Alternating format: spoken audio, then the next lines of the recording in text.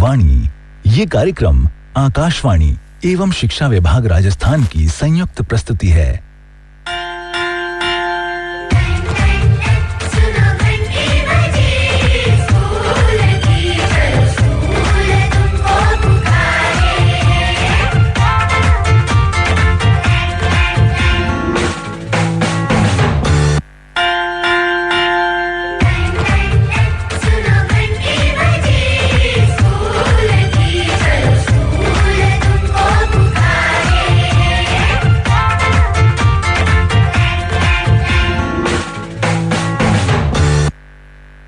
शिक्षावाणी कार्यक्रम सुनने वाले सभी बच्चों को योगिता दीदी का प्यार भरा नमस्कार।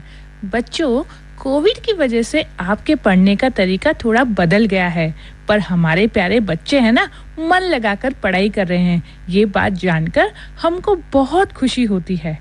और बच्चों, अब मैं आपको ज़्यादा इंतज़ार नहीं करवाऊंगी। अब मैं बताती हूँ आज आपके लिए हम क्या-क्या लेकर आए हैं।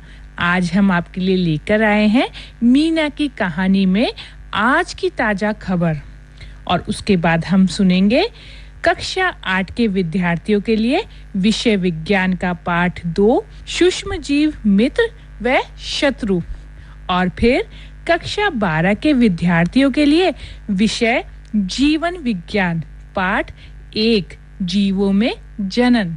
तो बच्चों, मैं अब आपको ज्यादा इंतजार नहीं करवाती, चलो मिलके सुनते हैं मीना की कहानी, आज की ताजा खबर। मीना ने है झटपट सीखे पढ़ने के चटपट तरीके, हो पहेली जो सुलझानी मीना पे है उसकी चाबी। पढ़ो पढ़ाओ ओ खेलो खाओ, सरल करे ये सबका जीना, चतुर चपल है अपनी मीना।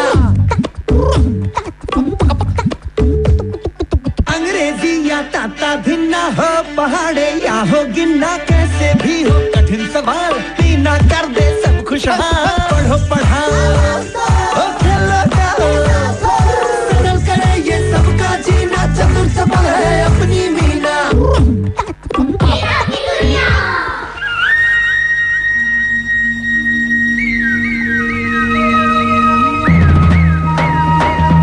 नमस्ते दोस्तों, कैसे हो आप सब? अरे, ये हंसने की आवाज कहाँ से आ रही है? अच्छा, ये मीना की क्लास में बच्चे इतनी जोर जोर से हंस रहे हैं। चलो देखें तो सही, बात क्या है? अरे, ये किस बात पे सब इतना हंस रहे हो? बहन जी, ये सुनील है ना, ये गलती से गीले अखबार पर बैठ गया और अब इसकी सफेद पैंट पर अखबार के अक्षर छप गए हैं।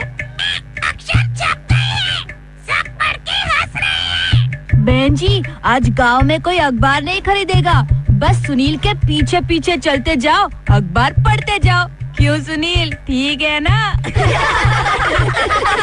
हाँ दीपू, ठीक है, मुझे कोई दिक्कत नहीं, पर अब रोज मुझे एक नए वाले गीले अखबार पर बैठना होगा। रोज क्यों? अरे रोज रोज नई खबर जो आती है। पर ये रोज रोज इतनी सारी नई खबरें कौन लाता है? रिपोर्टर। रिपोर्टर? हाँ मीना, ये रिपोर्टर अलग अलग तरह की खबरें इकट्ठा करके लाते हैं। ये तो बड़ा मुश्किल होता होगा। नहीं दीपू, बड़ों के लिए कुछ मुश्किल नहीं। मिली, बच्चों के लिए भी मुश्किल नहीं। मैं तो कहती हूँ कि एक दिन के लिए हम सब भी अपना अखबार बना कर देखते हैं।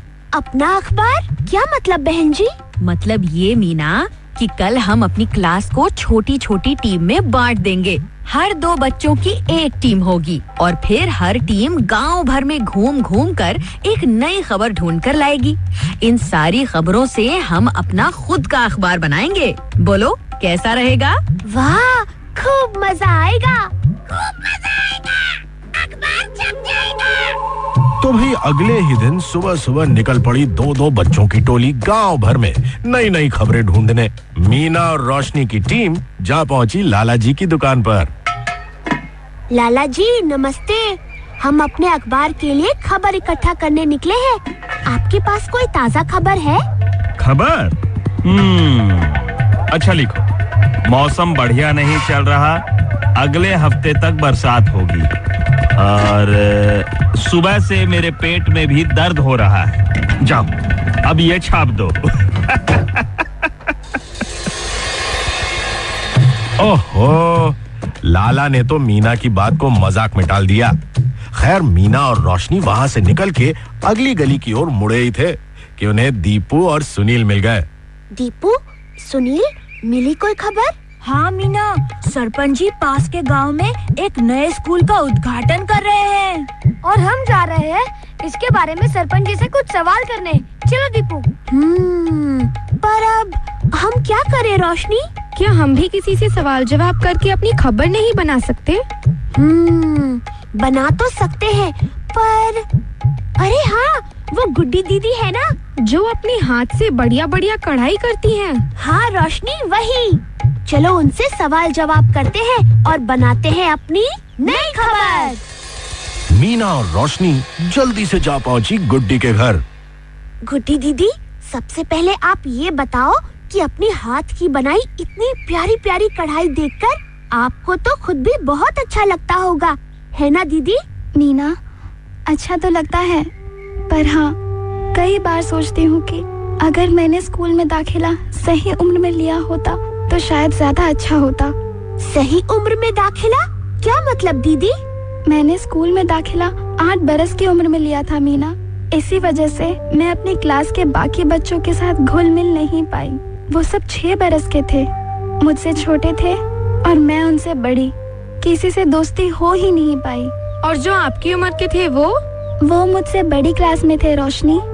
और मैं कई बार अपने क्लास के कार्यक्रमों में भाग नहीं लेती थी। बहाना बना देती थी। ऐसा क्यों दीदी?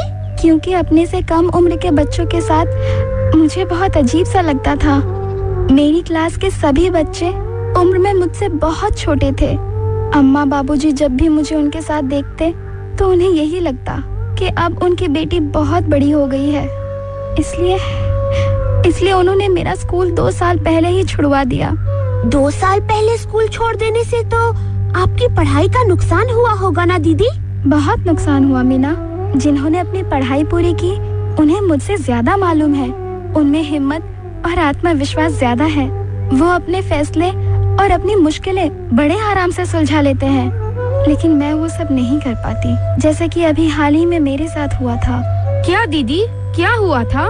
पास के गांव में हाथ की बनाई कढ़ाई की एक प्रदर्शनी लगने वाली थी रोशनी। अखबार में छपा था कि जिसको भी अपनी बनाई कढ़ाई वहाँ दिखानी हो वो अखबार में छपा फार्म भरकर भेज दे। फिर? मीना, मेरी हिम्मत ही नहीं हुई फार्म भरने की, क्योंकि उसके लिए मुझे दूर अगले गांव तक जाना पड़ता। मुझे लगा मुझसे ये सब नहीं होगा। ये तो बहुत बुरा हुआ। हाँ रोशनी, अगर मैं भी उस प्रदर्शनी में अपने हाथ की बनाई कढ़ाई भेजती तो शायद मेरी कढ़ाई का चित्र भी अखबार में छपता। ना मैं अपनी हिम्मत खोती और ना ऐसा होता। गुड्डी की दुख भरी कहानी सुनकर मीना और रोशनी स्कूल लौट आए और फिर शुरू हुआ सारी खबरों को जोड़कर अखबार बनाने का सिलसिला। चलो मीना, पहली 2 खबरें पढ़ो। सरपंच जी ने चंपानगर में एक स्कूल का उद्घाटन किया। चाचा रामजीवन की गाय ने 2 बछड़ों को जन्म दिया। अब दीपू, तुम पढ़ो अगली खबर। मोनू ने कंचों की प्रतियोगिता जीती। मीना, तुम पढ़ो अगली खबर। गुड्डी दीदी ने बताया कि शिक्षा बहुत जरूरी है और इसके लिए 6 बरस की उम्र में स्कूल में दाखिला होना भी बहुत जरूरी है। पर एक बात तो बताओ, ये सब बातें तुमने गुड्डी से ही क्यों की? असल में तो हम गुड्डी दीदी से उनके हाथ की बनाई कढ़ाई के बारे में बात करने गए थे, पर जब उन्होंने हमें बताया कि उनका स्कूल में दाखिला 6 बरस की जगह 8 बरस की उम्र में हुआ और उन्हें पढ़ाई जल्दी छोड़नी पड़ी और वो बाकी बच्चों से पीछे रह गयी, तो हमने अपनी खबर उसी बारे में बना ली। पर बहन जी, 6 बरस में स्कूल में दाखिला लेना क्यों जरूरी है? वो इसलिए दीपू, क्योंकि 6 बरस की उम्र में बच्चा पढ़ने लिखने और कुछ सीखने के लिए मन और शरीर दोनों से तैयार होता है। देर से पढ़ाई शुरू करने वाले बच्चे अपनी उम्र के बाकी बच्चों से सीखने में पीछे रह जाते हैं और फिर जैसे ही इन बच्चों की उम्र बढ़ती है, इनके माँ बाप कुछ ही सालों में इनका स्कूल छुड़वा देते हैं। इस सब का बुरा असर उनकी आने वाली जिंदगी पर पड़ता है। फिर तो हमें अपने अखबार में ये बात लिखना बहुत जरूरी है ना बहन जी? बिल्कुल मीना। पर बहन जी, अपना ये अखबार क्या सच में छपेगा? छपेगा तो नहीं मीना, पर अपने स्कूल के बोर्ड पर ये खबरें जरूर लगाई जाएंगी। लगाई जाएंगी, सबको पढ़वाई जाएंगी। और इस तरह बने मीना और उसके साथी अखबार के रिपोर्टर और गांव भर की खबर पहुंची घर घर। सरल करे ये सबका जीना, चतुर सफल है अपनी मीना। चलो अब देखते हैं कि आज मीना और मिट्ठू क्या नया कर रहे हैं। हर माँ बाप से ये विनती है, नहीं ये जाना भूल, जब हो बच्चा 6 बरस का उसको भेजो स्कूल। भाई वाह, क्या खूब कविता बनाई है मीना और मिट्ठू ने। चलो अब सुनते हैं एक मजेदार गाना।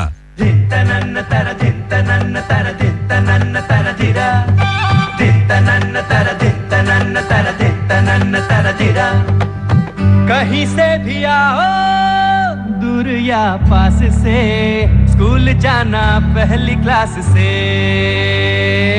कहीं से भी आओ दूर या पास से, स्कूल तुम जाना पहली क्लास से। कहीं से भी आओ दूर या पास से, स्कूल तुम जाना पहली क्लास से।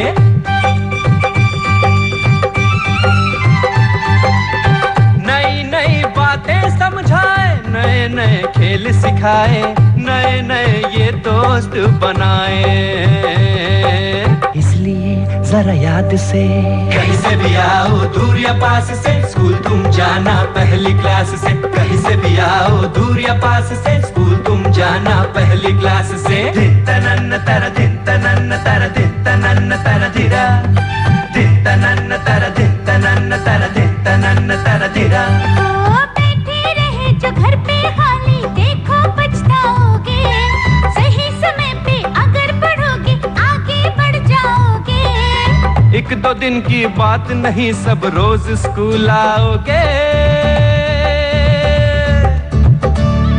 इसीलिए तो जरा याद से, कहीं से भी आओ दूर या पास से, स्कूल तुम जाना पहली क्लास से। कहीं से भी आओ दूर या पास से, स्कूल तुम जाना पहली क्लास से। दिन तनन्न तर दिन तनन्न तर दिन तनन्न तर दिरा, दिन तनन्न तर दिन तनन्न तर दिन तनन्न तर दिरा। गले में अपने टांग के बस्ता, स्कूल की राह पे जाए। पढ़ना सही उम्र से ताकि देरी ना हो जाए। कोई जो रोके पढ़ने से तो प्यार से हम समझाएं।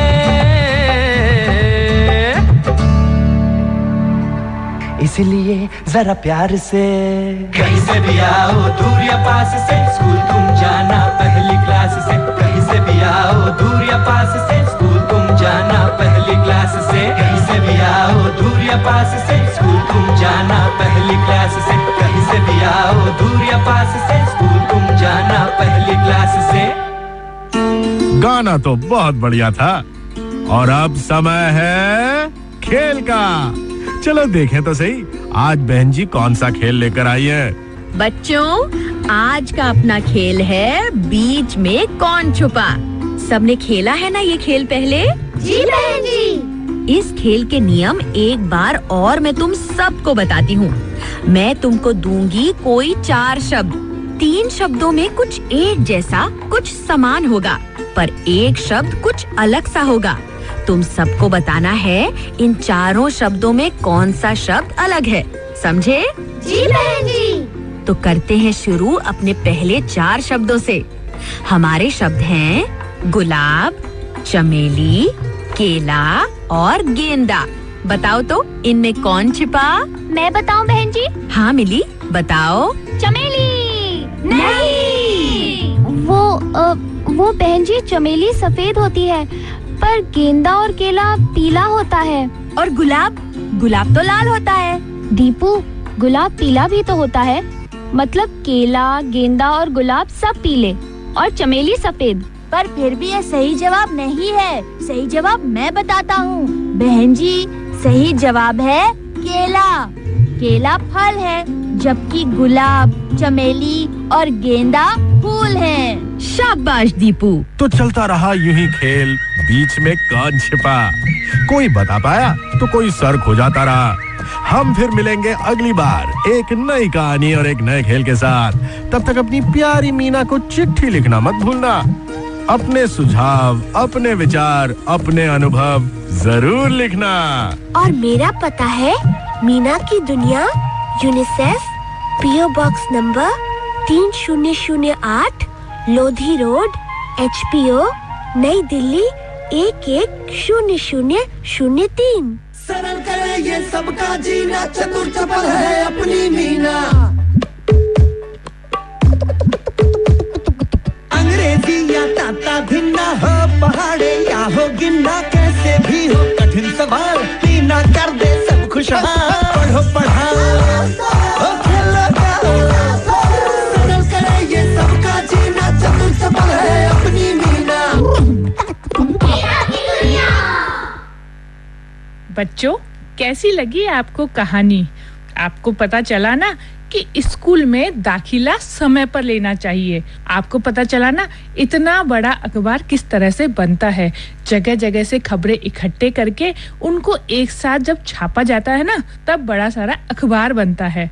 तो बच्चों, अब समय हो चुका है कक्षा 8 के विद्यार्थियों के लिए। आज हम सुनेंगे विषय विज्ञान का पाठ 2, सूक्ष्म जीव मित्र व शत्रु, और अध्यापिका है डॉक्टर अंजलि कोठारी। प्यारे बच्चों, कहिए कैसे हैं आप? सभी स्वस्थ तो हैं ना? प्यारे बच्चों, जैसा कि आप जान रहे हैं कि हम सब एक भीषण बीमारी कोविड-19 के संक्रमण से जूझ रहे हैं। शिक्षा विभाग के द्वारा कई नवाचारों के माध्यम से आप सभी को शिक्षा से जोड़े रखने के लिए अनेक बेहतरीन प्रयास किए हैं। इन विभिन्न प्रयासों के क्रम में हम आकाशवाणी के माध्यम से आपसे रूबरू हो रहे हैं। बच्चों, क्या आपको पता है कि यह जो कोविड बीमारी है वह एक वायरस द्वारा होती है, जिसका नाम कोरोना वायरस है। यह इतना सूक्ष्म वायरस यानी कि विषाणु है जो आंखों द्वारा नहीं देखा जा सकता है। उसे देखने के लिए हमें यंत्र की आवश्यकता पड़ती है। प्यारे बच्चों, क्या आपको पता है मिट्टी और पानी में भी बहुत छोटे छोटे यानी कि सूक्ष्म जीव उपस्थित रहते हैं, जिनको हम आँखों से नहीं देख पाते हैं। इन सभी को देखने के लिए हमें सूक्ष्मदर्शी की आवश्यकता होती है, और चूंकि ये बहुत छोटे होते हैं अतः इन्हें हम सूक्ष्म जीव कहते हैं।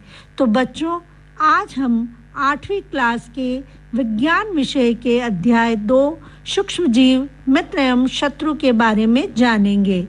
सूक्ष्म जीवों को 4 मुख्य वर्गों में बांटा गया है: जीवाणु, कवक, प्रोटोजोआ एवं कुछ शैवाल।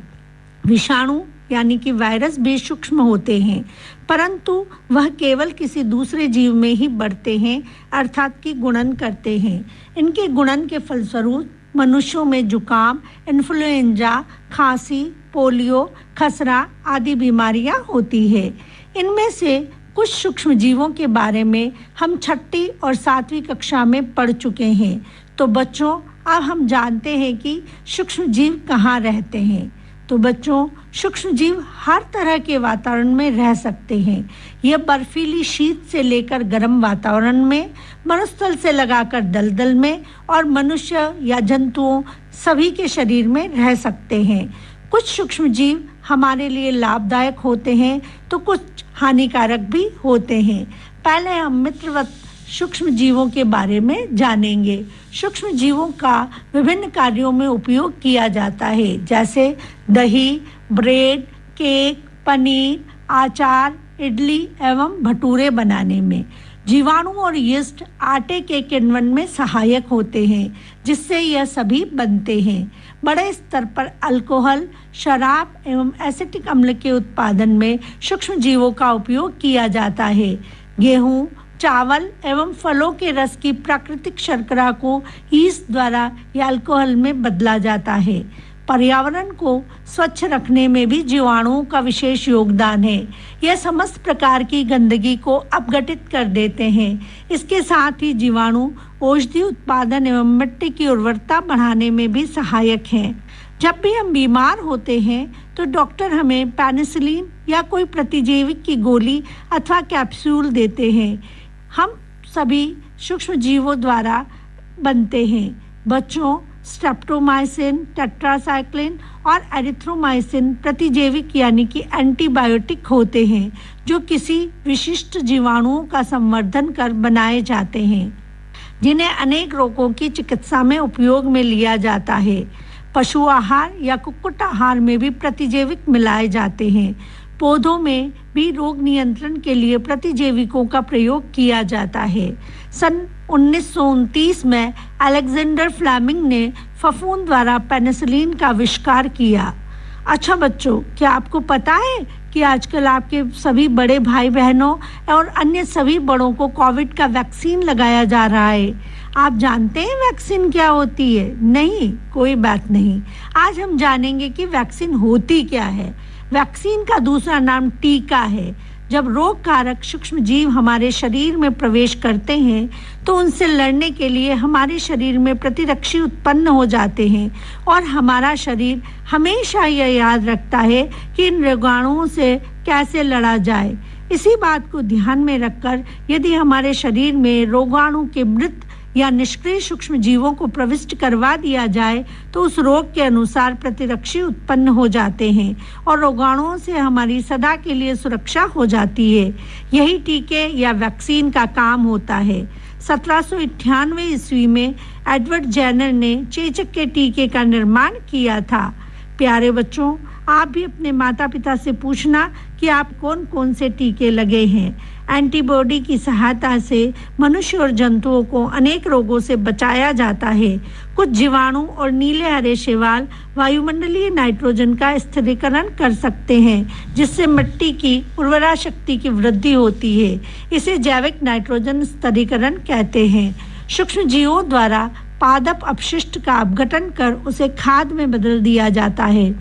इस प्रक्रिया से बने पोषक पौधों द्वारा पुनः उपयोग में लिए जाते हैं। सूक्ष्म जीव अवशिष्ट का अपघटन कर उन्हें सरल पदार्थों में बदल देते हैं, जिन्हें पौधे और जंतु द्वारा पुनः उपयोग में लिया जा सकता है।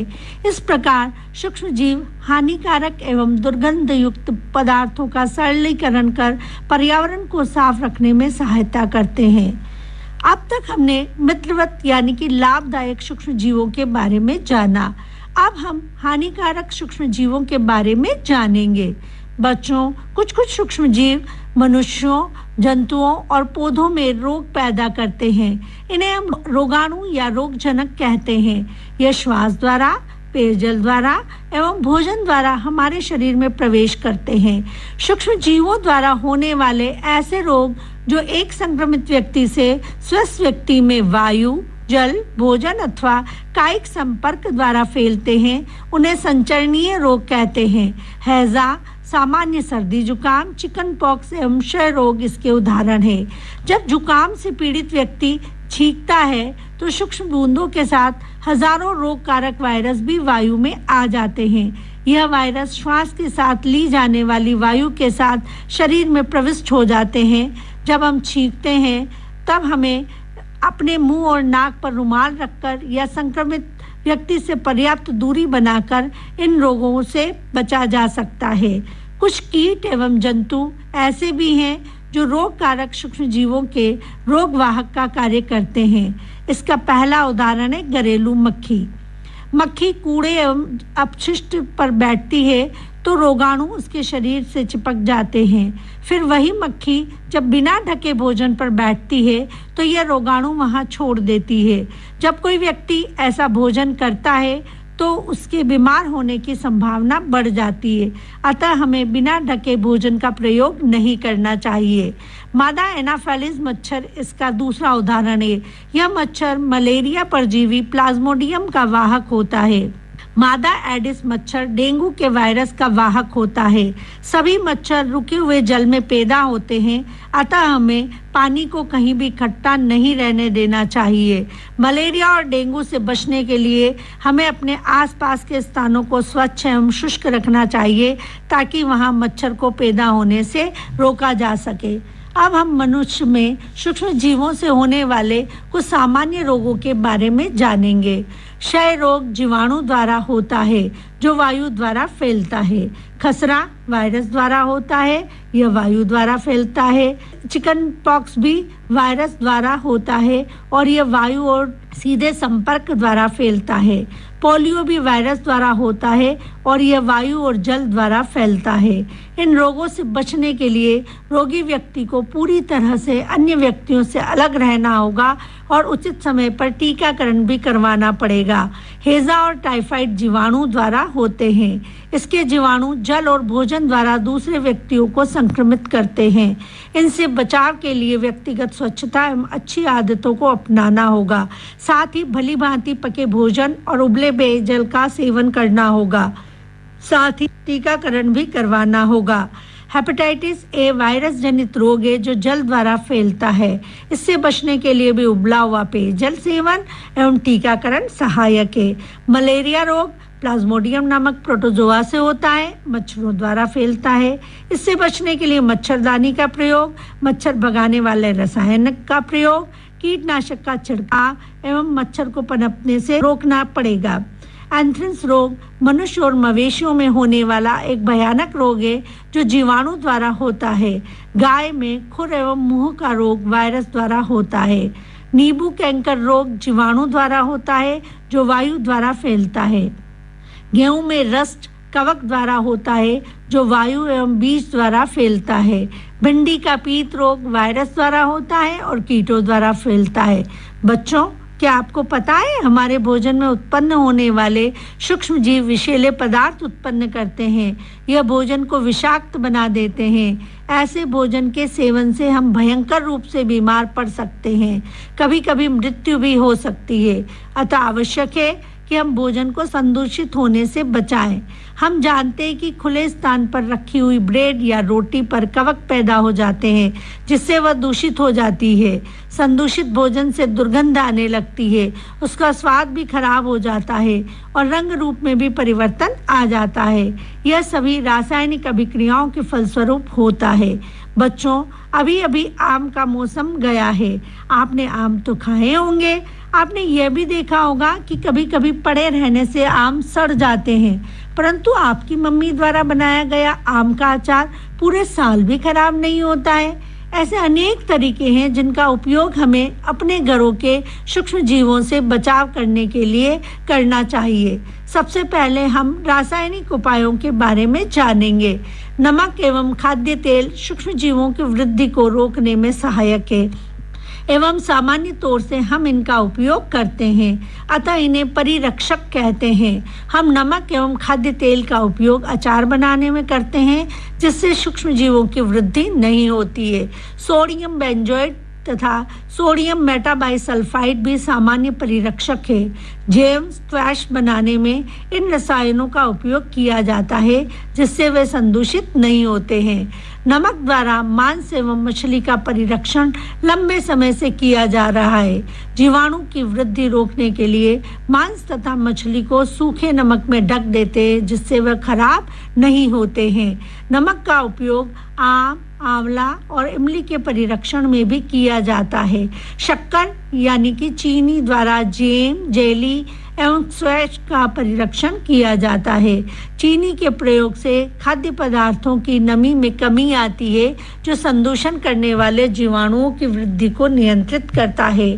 तेल एवं सिरके का उपयोग अचार को संदूषण से बचाने में किया जाता है क्योंकि इसमें जीवाणु जीवित नहीं रह सकते हैं। सब्जियां, फल, मछली तथा मांस का परिरक्षण इस विधि द्वारा किया जाता है। उबालने एवं ठंडा करने से भी परिरक्षण किया जा सकता है।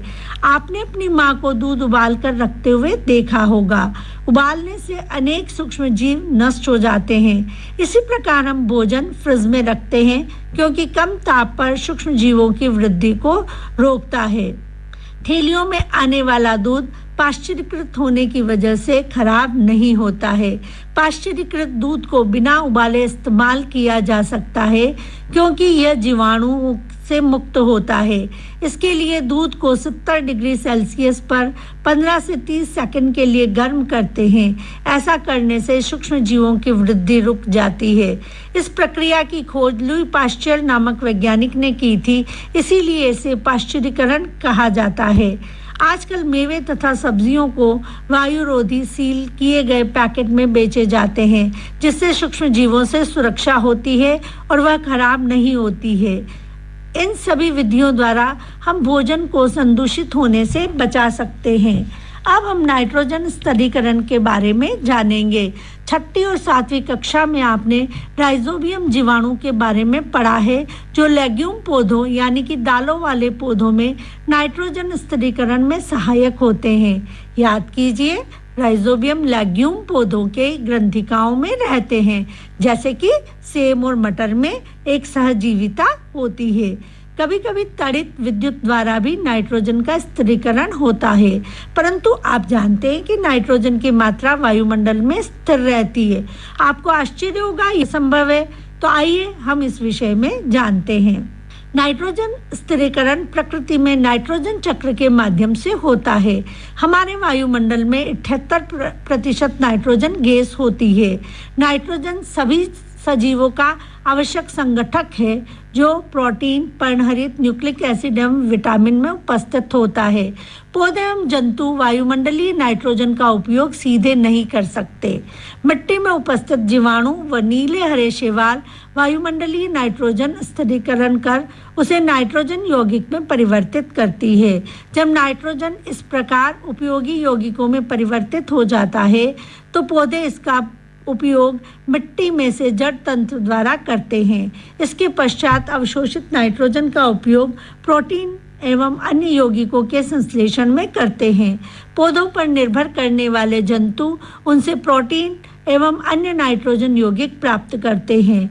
पौधे एवं जंतु की मृत्यु के बाद मिट्टी में उपस्थित जीवाणु एवं कवक नाइट्रोजन अपशिष्ट को नाइट्रोजन यौगिकों में परिवर्तित कर देते हैं, जिनका पौधों द्वारा पुनः उपयोग होता है।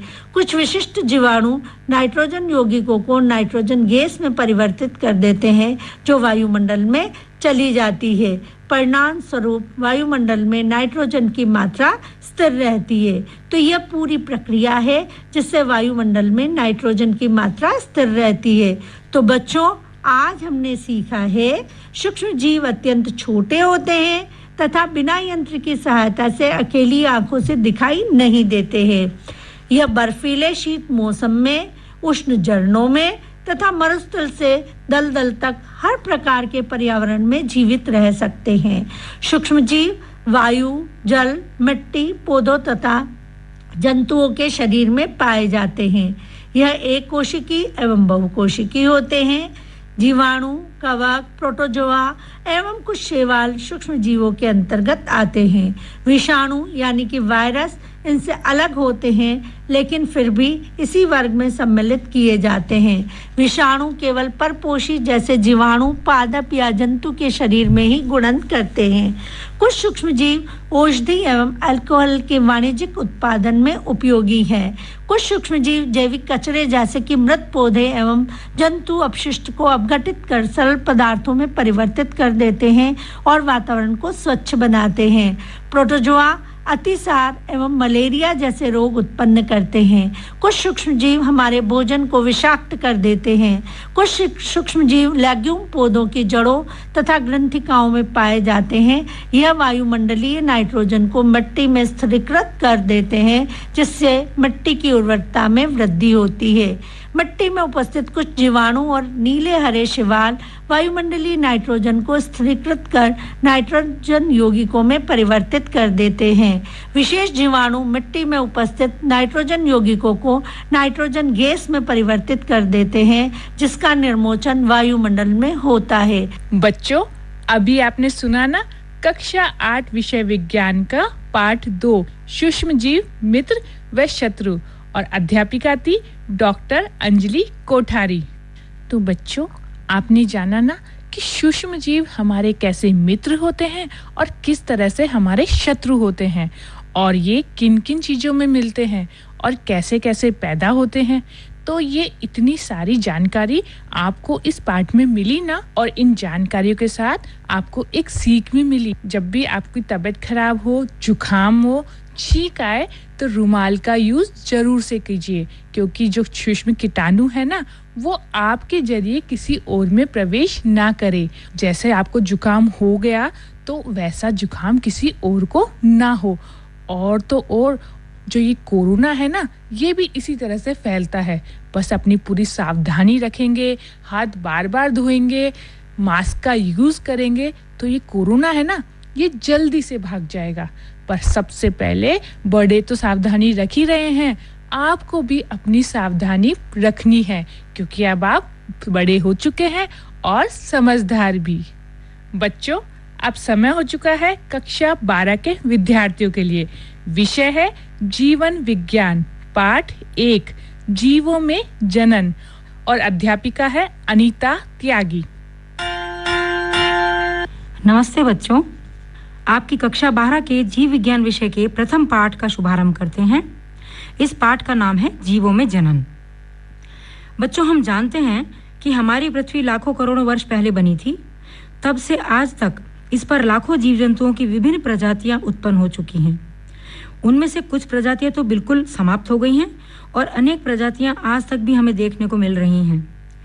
क्या आपने कभी सोचा है कि लाखों वर्ष पूर्व उत्पन्न हुई कोई प्रजाति आज तक हमें कैसे दिखाई दे रही है? इसका कारण यह है कि सजीवों में प्रजनन प्रक्रिया होती है।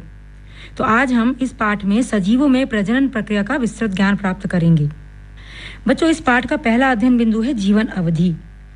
जैसा कि इसके नाम से ही पता लग रहा है कि कोई जीव जन्म लेता है, विकसित होकर वयस्क अवस्था में आता है, वृद्ध अवस्था में आता है और अंत में उसकी प्राकृतिक मृत्यु हो जाती है।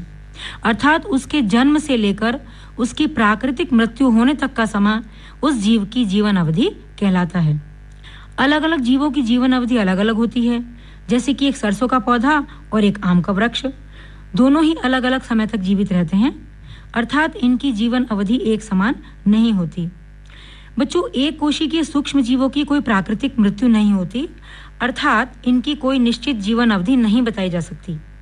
उदाहरण के लिए कोरोना वायरस को ही ले लो। ये वायरस अलग अलग जीवों के शरीर में प्रवेश कर अपनी संख्या को बढ़ाता रहता है। अगर उपयुक्त माध्यम ना मिले तो वर्षों तक किसी जीव अंदर निष्क्रिय रूप में पड़ा रह सकता है, परंतु समाप्त नहीं होता। विभिन्न दवाइयों के माध्यम से हम अपनी इम्यूनिटी बढ़ा लेते हैं ताकि यह वायरस हमें प्रभावित नहीं कर सके। इसलिए हम सभी को टीका अवश्य ही लगवाना है। बच्चों, आप विभिन्न स्रोतों के माध्यम से जानकारी प्राप्त करके अलग अलग जीवों की जीवन अवधि ज्ञात करने का प्रयास करना, ठीक है ना? बच्चों, अपनी जीवन अवधि की वयस्क अवस्था में प्रत्येक सजीव अपनी जाति को निरंतर बनाए रखने के लिए अपने ही समान नए जीवों को जन्म देता है। नए जीवों को जन्म देने की यह प्रक्रिया जनन प्रक्रिया कहलाती है। पौधों एवं जंतुओं में जनन क्रिया में भाग लेने वाले जनकों की संख्या के आधार पर जनन क्रिया 2 प्रकार की होती है। जब संतान की उत्पत्ति एक ही जनक द्वारा हो, अर्थात इसमें कोई एक ही जनक भाग ले, तो इसे अलैंगिक जनन कहते हैं। और यदि जनन क्रिया में नर और मादा दोनों ही लिंगों के जीव भाग लेते हों, तो इस प्रकार की क्रिया को लैंगिक जनन कहते हैं। आओ बच्चों, पहले अलैंगिक जनन क्रिया के विभिन्न प्रकार और उनकी विभिन्न विधियों की चर्चा करते हैं। इस विधि में एकल जीव ही संतान उत्पत्ति का कार्य करता है और इस विधि में उत्पन्न होने वाली संतान अपने जनक की कॉपी होता है, अर्थात उसकी शारीरिक एवं जीनी संरचना एकदम अपने जनक के समान होती है। इसलिए इस संतान को एक प्रकार का क्लोन भी कह सकते हैं। क्लोन का मतलब होता है बिल्कुल एक जैसी कॉपी के समान जीव। बच्चों, अलैंगिक और लैंगिक जनन से प्राप्त संतानों में बहुत अंतर होता है। अलैंगिक जनन से प्राप्त संतति अपने जनक की कॉपी होती है, जबकि लैंगिक जनन से प्राप्त संतति 2 जनकों नर और मादा की भागीदारी होने से अनेक प्रकार की विभिन्नताएं लिए उत्पन्न होती हैं। इसलिए एक ही माता पिता की सभी संतानें, जैसे कि भाई बहन, सब एक दूसरे की कॉपी ना होकर कुछ कुछ लक्षणों में एक दूसरे से भिन्न भिन्न दिखाई देते हैं। अर्थात लैंगिक जनन के द्वारा आने वाली पीढ़ियों में विभिन्नताएं उत्पन्न हो जाती हैं, जो कि अलैंगिक जनन में संभव नहीं हो पाता। चलो बच्चों, अब विभिन्न प्रकार के जीवों में पाए जाने वाले विभिन्न प्रकार के अलैंगिक जनन की बात करते हैं। जीवों में अनेक प्रकार का अलैंगिक जनन पाया जाता है, जिनमें से कुछ प्रकारों की आज हम जानकारी करेंगे। पहला प्रकार है द्विखंडन, जैसा कि अमीबा में हमें देखने को मिलता है। इस विधि में जीव का शरीर 2 खंडों में विभक्त हो जाता है और प्रत्येक खंड वृद्धि करके एक नए जीव को जन्म देता है। जनक शरीर के 2 खंडों में टूट जाने के कारण यह विधि द्विखंडन विधि कहलाती है। अलैंगिक जनन का दूसरा प्रकार है मुकुलन विधि। ईस्ट, हाइड्रा आदि प्रकार के पादपों के शरीर पर एक गांठ या कलिका उभरती है जो बढ़कर एक नया पादप बना लेती है। यह नया पादप जनक के शरीर से अलग होकर वृद्धि कर लेता है और पूर्ण पादप में बदल जाता है। क्योंकि इस गांठ या कलिका को मुकुल भी कहते हैं, इसलिए अलैंगिक जनन की इस विधि को मुकुलन कहते हैं। समझ गए ना बच्चों? परीक्षा में ये सभी जनन विधियां सचित्र वर्णन के लिए आती हैं, इसलिए अच्छी तरह समझ लो और पाठ समाप्त होने पर रिवीजन भी अवश्य कर लेना। आओ अलैंगिक जनन विधि के बारे में चर्चा करते हैं, जिसका नाम है खंडन विधि। खंडन अर्थात खंडों में टूट जाना। अधिकांश रूप से यह विधि शैवाल पादपों में देखने को मिलती है, जैसे कि स्पाइरोगायरा नाम के शैवाल का शरीर लंबे और हरे रिबन के समान होता है और यह जल में पाया जाता है। जिस प्रकार हम किसी रिबन के कई सारे छोटे छोटे टुकड़े काट दें, उसी प्रकार इस शैवाल का शरीर अनेक छोटे छोटे खंडों में टूट जाता है और प्रत्येक खंड से एक नए पादप का जन्म होता है। इस विधि को खंडन विधि कहते हैं। बच्चों, अलैंगिक जनन की कड़ी में अगला प्रकार है पुनरुद्भवन अर्थात पुनः उग जाना। जैसा कि नाम से ही ज्ञात हो रहा है कि इस विधि में कुछ जीवों के शरीर के नष्ट हो चुके अंग पुनः उग जाते हैं और जीव को मरने से बचाते हैं, जैसे कि तारा मछली, छिपकली आदि में। आपने छिपकली की पूंछ को फिर से उगते हुए देखा होगा। इन जंतुओं के शरीर में क्षतिग्रस्त अंग पुनः उग जाते हैं। बच्चों, पृथ्वी पर सबसे अधिक पुनरुद्भवन क्षमता वाला जीव है प्लेनेरिया और मानव के शरीर में पुनरुद्भवन क्षमता यकृत में पाई जाती है। अलैंगिक जनन की अगली विधि के बारे में बात करें, उसका नाम है बीजाणु जनन अर्थात बीजाणुओं के द्वारा जनन। यह जनन प्रक्रिया अल्प विकसित वर्ग के पादपों जैसे कि शैवाल, फंजाई आदि में पाई जाती है। इनकी पत्तियों की निचली सतह पर बीजाणुधानी रचना बनती है जो गोल गोल काली राई के बीजों के समान होती है। इस बीजाणुधानी में बीजाणु नाम की अगुणित संरचना उत्पन्न होती है। जब मौसम में परिस्थितियां अनुकूल हो जाती हैं, तब यह बीजाणुधानी फट जाती है और बीजाणु अंकुरित होकर नए पादप को जन्म दे देता है। इसके कुछ उदाहरण हैं क्लेमाइडोमोनास, पेनिसिलियम, स्पंजब आदि। इनमें बीजाणु जनन की प्रक्रिया ही पाई जाती है। बच्चों, अब अलैंगिक जनन प्रक्रिया की सबसे अंतिम और सबसे महत्वपूर्ण विधि के बारे में बात करते हैं। इसका नाम है कायिक प्रवर्धन। आप सब लोग जानते हैं कि पौधे के जड़, तना और पत्ती इसके कायिक अंग कहलाते हैं और पुष्प को इसका लैंगिक अंग कहते हैं। जब पौधों में जनन क्रिया कायिक अंगों अर्थात जड़, तना या पत्ती के द्वारा हो तो इस प्रकार के जनन को कायिक प्रवर्धन कहते हैं। इस प्रकार का जनन आपने दैनिक जीवन में आलू, अदरक, शकरकंद, पत्थर चट्टा, गुलाब आदि में देखा होगा। वाटर हाइसिंथ या जलकुंभी जो नाम का पादप है, वो इतना तीव्र गति से कायिक प्रवर्धन करता है कि इसे बंगाल का आतंक कहते हैं। क्यों? क्योंकि यह पादप जल की सतह पर बहुत तीव्र गति से पूरी तरह फैल जाता है और जल की सारी ऑक्सीजन को सोख लेता है, जिससे कि जल में उपस्थित मछलियां और सारे अन्य जलीय जीव मर जाते हैं। इसलिए यह बंगाल का आतंक कहलाता है। तो बच्चों, इस प्रकार अब तक हमने जाना कि अलैंगिक जनन किसे कहते हैं और इसके विभिन्न प्रकार कौन कौन से होते हैं। चलो अब आगे बात करते हैं लैंगिक जनन के बारे में। जैसा कि हम जानते हैं, प्रत्येक जीव जन्म लेने के बाद वृद्धि करता है, वयस्क अवस्था में आता है। वयस्क अवस्था प्राप्त करने के बाद ही वह जनन क्रिया करने के योग्य बनता है, चाहे वो जंतु हो अथवा पादप। लैंगिक जनन करने वाले सभी सजीवों में नर व मादा लैंगिक अंग पाए जाते हैं। इन लैंगिक अंगों में नर और मादा युग्मकों का निर्माण होता है। नर अंगों में नर युग्मक अर्थात पुमणु या शुक्राणु बनते हैं। शुक्राणु बनने की यह क्रिया शुक्र जनन कहलाती है। इसी प्रकार मादा जनन अंगों में मादा युग्मक अर्थात अंडाणु का निर्माण होता है और यह क्रिया अंड जनन कहलाती है। लैंगिक जनन क्रिया द्वारा नए जीव के उत्पन्न होने तक की समस्त प्रक्रियाओं को हम अध्ययन की सुविधा के हिसाब से 3 भागों में बांट सकते हैं। प्रथम है निषेचन के पूर्व की घटनाएं, द्वितीय है निषेचन क्रिया और तृतीय है निषेचन के पश्चात की घटनाएं। बच्चों, आप अपने आसपास के पादपों में और वृक्षों में गौर करो तो देखोगे कि किसी किसी पादप पर वृक्ष के किसी एक निश्चित समय पर ही पुष्प आते हैं, तो किसी किसी प्रकार के पादपों में वर्ष भर ही पुष्प आते रहते हैं। अतः पुष्प आने की घटना के आधार पर पादपों को 1 वर्षीय, द्विवर्षीय या बहुवर्षीय में बांट सकते हैं। बांस के पौधे को देखें तो बांस का पौधा 50 से 100 वर्षों के बाद पुष्प उत्पन्न करता है। इसी प्रकार स्ट्रोबिलस कुंथियाना नाम का पादप 12 वर्षों में एक बार पुष्प उत्पन्न करता है। इसी प्रकार जंतु भी अपने जीवन में एक निश्चित समय पर ही प्रजनन करते हैं। जंतुओं में जब वयस्क अवस्था आ जाती है तो उनके लैंगिक अंगों में विशेष प्रकार के हार्मोन स्रावित होने लगते हैं। एक वयस्क मादा जीव के अंडाशय और उसकी सहायक ग्रंथियों में हार्मोन्स के परिवर्तन से एक निश्चित चक्र प्रारंभ हो जाता है। इस चक्र को नॉन प्राइमेट जीवों में मध्य चक्र कहते हैं और प्राइमेट जीवों में ऋतु चक्र कहते हैं। वनों में रहने वाले नॉन प्राइमेट स्तनधारी जंतु केवल अनुकूल परिस्थितियों में ही इन चक्रों का प्रदर्शन कर जनन क्रिया करते हैं। किसी विशेष ऋतु में जनन करने के कारण ही इन्हें मौसमी या ऋतुनिष्ठ प्रजनक कहते हैं। और विकसित स्तनधारी या प्राइमेट जीव जैसे कि मानव, ये अपने संपूर्ण जीवन काल में सदैव ही जनन क्रिया के लिए सक्रिय रहते हैं, इसलिए इन्हें सतत प्रजनक कहते हैं। और प्रजनन आयु की समाप्ति को वृद्धावस्था कहा जाता है। बच्चों, अब लैंगिक जनन के दौरान होने वाली तीनों ही प्रकार की घटनाओं की बात करते हैं। तो सबसे पहले आती हैं निषेचन पूर्व की घटनाएं, जिसमें युग्मक निर्माण एवं युग्मक स्थानांतरण होता है। इस प्रक्रिया में एक ही प्रजाति के नर और मादा जीव अपने लैंगिक अंगों में युग्मकों का निर्माण करते हैं। नर में पुंमणु या शुक्राणु तथा मादा में अंडाणु का निर्माण होता है।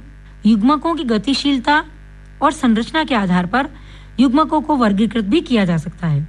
गतिशीलता के आधार पर युग्मक चल युग्मक व अचल युग्मक हो सकते हैं और संरचना के आधार पर यदि दोनों ही युग्मक एक समान रचना में हों तो उन्हें समयुग्मकी और दोनों युग्मक असमान रचना वाले हों तो विषम युग्मकी कहा जाता है। समयुग्मकी युग्मक देखने पर नर और मादा में अलग-अलग रूप से प्रकट नहीं होते। हम केवल उनकी क्रिया के आधार पर ही उनको नर और मादा में विभाजित कर सकते हैं। और समयुग्मकी युग्मक अल्प विकसित पादपों में पाए जाते हैं। बच्चों, लैंगिक अंगों की उपस्थिति के आधार पर सजीव दो प्रकार के होते हैं। प्रथम प्रकार के सजीव एक लिंगी या एक लिंगाश्रयी कहलाते हैं। यदि किसी जंतु में एक ही प्रकार के लैंगिक अंग उपस्थित हों, चाहे उसमें नर अंग हो या उसमें मादा अंग हो, तो उन जंतुओं को एक लिंगी जंतु कहते हैं। जैसे कि कॉकरोच एक लिंगी जंतु होता है, इसमें नर और मादा जंतु अलग अलग होते हैं। और इस प्रकार के पुष्पों को एक लिंगाश्रयी पुष्प कहते हैं। द्वितीय प्रकार के जंतु वे होते हैं जिनमें दोनों ही प्रकार के लैंगिक अंग अर्थात नर और मादा एक ही जंतु में पाए जाते हैं, जैसे कि केंचुआ। और इस प्रकार के पुष्प को द्विलिंगाश्रयी पुष्प कहते हैं। बच्चों, सजीवों के लैंगिक जनन अंगों में युग्मक निर्माण के समय अर्धसूत्री विभाजन होता है। जब नर लैंगिक अंगों में पुंमणु या शुक्राणु बनते हैं तो पुंमणु या शुक्राणु में गुणसूत्रों की संख्या अर्धसूत्री विभाजन के कारण अगुणित या n हो जाती है। इसी प्रकार मादा लैंगिक अंगों में मादा युग्मक अर्थात अंडाणु का निर्माण होता है और इसमें भी गुणसूत्रों की संख्या अर्धसूत्री विभाजन के कारण अगुणित अथवा n हो जाती है। अगुणित गुणसूत्रों की संख्या से हमारा तात्पर्य है बच्चों गुणसूत्रों का आधे हो जाना। जैसे कि मानव शरीर में कुल 46 गुणसूत्र होते हैं और यह संख्या द्विगुणित संख्या कहलाती है। जब मानव में शुक्राणु नर में और मादा में अंडाणु बनते हैं तो इनमें गुणसूत्रों की संख्या अगुणित अर्थात 23 हो जाती है, जिसे कि n संख्या या अगुणित संख्या कहते हैं। आशा है अब आप अगुणित और द्विगुणित का अर्थ समझ गए होंगे। युग्मक निर्माण की प्रक्रिया के पश्चात युग्मकों का स्थानांतरण होना आवश्यक है ताकि नर व मादा युग्मक एक दूसरे के समीप आ सकें। अधिकांश जीवों में नर में बनने वाले युग्मक चलनशील या गतिशील होते हैं, जबकि मादा जीव के मादा युग्मक अचलनशील या गति रहित होते हैं। अतः नर युग्मक को ऐसे किसी माध्यम की आवश्यकता होती है जिसमें गति करके वह मादा युग्मक तक पहुंच सके। कुछ पादपों में यह माध्यम जल होता है जिसमें तैरकर नर युग्मक पुंमणु अथवा मादा युग्मक तक पहुंच जाता है। बीजीय पादपों अर्थात बीज वाले पादपों में नर युग्मक परागकण के अंदर पाया जाता है। ये परागकण विभिन्न विधियों द्वारा अंडाशय की वर्तिकाग्र पर पहुंच जाते हैं। परागकणों का पुष्प की वर्तिकाग्र तक पहुंचना परागण क्रिया कहलाता है। बच्चों, जब ये परागकण वर्तिकाग्र पर गिर जाते हैं तब वहां इनका अंकुरण होता है और इनमें से परागनली निकलती है। कई सारी परागनलियों में से कोई एक ही परागनली पूरी तरह विकसित होती है और पुष्प के बीजांड में प्रवेश करती है। इस परागनली से होकर परागकण का नर युग्मक बीजांड के अंदर स्थित अंड कोशिका तक पहुंच जाता है। बच्चों, जंतुओं में नर जीव द्वारा शुक्राणुओं के मादा के शरीर के अंदर छोड़ दिया जाता है और वे मादा के अंडाणु तक पहुंच जाते हैं। ये तो हो गया युग्मकों के स्थानांतरण की प्रक्रिया। अब निषेचन की घटना की बात करते हैं कि जब नर युग्मक मादा युग्मक तक पहुंच जाता है, तब नर युग्मक में उपस्थित केंद्रक मादा युग्मक में उपस्थित केंद्रक के साथ संयुक्त हो जाता है, अर्थात अंडाणु व शुक्राणु के परस्पर संयुक्त होने की क्रिया को निषेचन क्रिया कहते हैं। इस प्रकार निषेचन की क्रिया पूर्ण हो जाती है। निषेचन क्रिया के पश्चात की प्रक्रिया में निषेचित अंडाणु युग्मनज में बदल जाता है। युग्मनज अर्थात निषेचित अंडा वह संरचना है जिससे नए जीव की उत्पत्ति होती है। युग्मनज में गुणसूत्रों की संख्या द्विगुणित हो जाती है बच्चों, क्योंकि निषेचन की क्रिया के फलस्वरूप शुक्राणु के और अंडाणु के दोनों के ही गुणसूत्र इस युग्मनज में समाहित हो जाते हैं और युग्मनज द्विगुणित हो जाता है। कभी कभी बच्चों बिना निषेचन की क्रिया के ही अंडाणु से नया जीव बन जाता है। इस प्रक्रिया को अनिषेक जनन कहते हैं।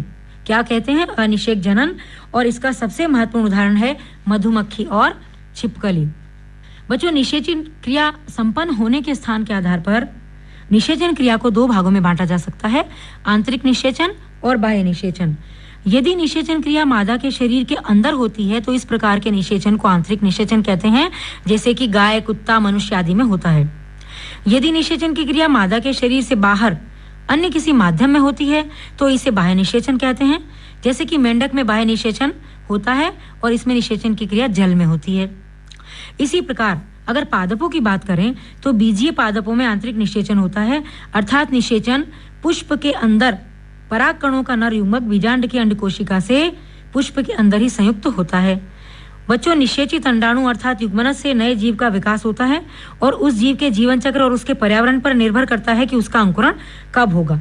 निम्न श्रेणी के पादपों जैसे फंजाई, शैवाल आदि में युग्मनज के चारों ओर एक मोटा आवरण बन जाता है जो इसकी प्रतिकूल परिस्थितियों में शुष्कन या अन्य किसी प्रकार की क्षति से बचाव करता है। युग्मनज एक पीढ़ी से दूसरी पीढ़ी के बीच की महत्वपूर्ण कड़ी है और किसी भी प्रजाति को बनाए रखने के लिए इसका बहुत महत्व होता है। प्रत्येक लैंगिक जनन करने वाले जीव के जीवन की उत्पत्ति इसी एकल कोशिका अर्थात युग्मनज से ही होती है। बच्चों, युग्मनज से भ्रूण बनता है। भ्रूण में समसूत्री विभाजन प्रारंभ होते हैं और समसूत्री विभाजन से अनेक कोशिकाओं का निर्माण होता है। इन कोशिकाओं में कोशिका विभेदन होने लगता है, अर्थात समस्त प्रकार की कोशिकाओं को अलग अलग क्षेत्रों के समूहों में बांट दिया जाता है और प्रत्येक क्षेत्र का कोशिका समूह रूपांतरित होकर अलग अलग प्रकार के ऊतक बनाता है। विभिन्न प्रकार के ऊतक मिलकर अंगों का निर्माण करते हैं और विभिन्न अंग मिलकर तंत्रों का निर्माण करते हैं। इस प्रकार जीव के शरीर में अनेक तंत्रों की रचना होती है और पूर्ण विकसित नवीन जीव का जन्म होता है। बच्चों, जीव के जन्म लेने की प्रक्रिया के आधार पर जीव दो प्रकार के होते हैं। पहला है अंडप्रचक, अर्थात वे जीव जिनका जन्म अंडे से होता है, जैसे कि सरीसृप और पक्षी। इनमें नए जीवों का जन्म अंडे से होता है, इसलिए ये अंडप्रजक कहलाते हैं। और दूसरा प्रकार होता है सजीव प्रजक, अर्थात जिनका जन्म शिशु के रूप में होता है, जैसे कि कुत्ता, बिल्ली, गाय, मानव आदि में अंडे नहीं बल्कि शिशु के रूप में नए जीव का जन्म होता है, इसलिए इन्हें सजीव प्रजक कहते हैं। पुष्पी पादपों में निषेचन के पश्चात अंडाशय फल में परिवर्तित हो जाता है, बीजांड बीज बना देता है, बाह्यदल, पंखुड़ियां आदि संरचनाएं सूखकर झड़ जाती हैं और जब अनुकूल परिस्थितियां आती हैं तब बीज अंकुरित होकर भ्रूण से नए पादप को जन्म देता है। तो बच्चों, इस प्रकार विभिन्न श्रेणी के जीवों और पादपों में हमने लैंगिक और अलैंगिक जनन प्रक्रिया का ज्ञान प्राप्त किया, जिसके द्वारा ये सभी अपनी अपनी प्रजातियों को आगे बढ़ाते हैं। बच्चों, कक्षा 12 के विद्यार्थियों ने सुना विषय जीवन विज्ञान का पाठ 1 जीवों में जनन। बच्चों, आप इसी तरह से मन लगा के पढ़ते रहिए और बिल्कुल अपने पढ़ाई में ध्यान भी रखिए और खेलने कूदने में भी, पर जो कोरोना की गाइडलाइंस है ना, उनका पालन करते हुए। तो बच्चों, आज्ञा दीजिए अब अपनी योगिता दीदी को। करती हूँ नमस्कार।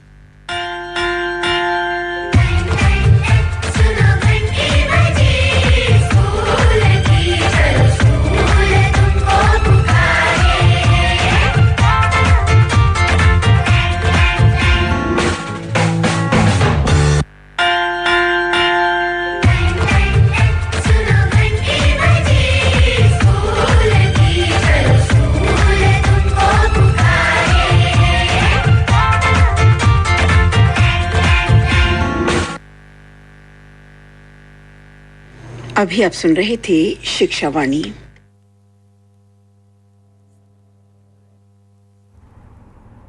अभी आप सुन रहे थे स्पॉन्सरशिप कार्यक्रम शिक्षा वाणी, आकाशवाणी झालावाड़।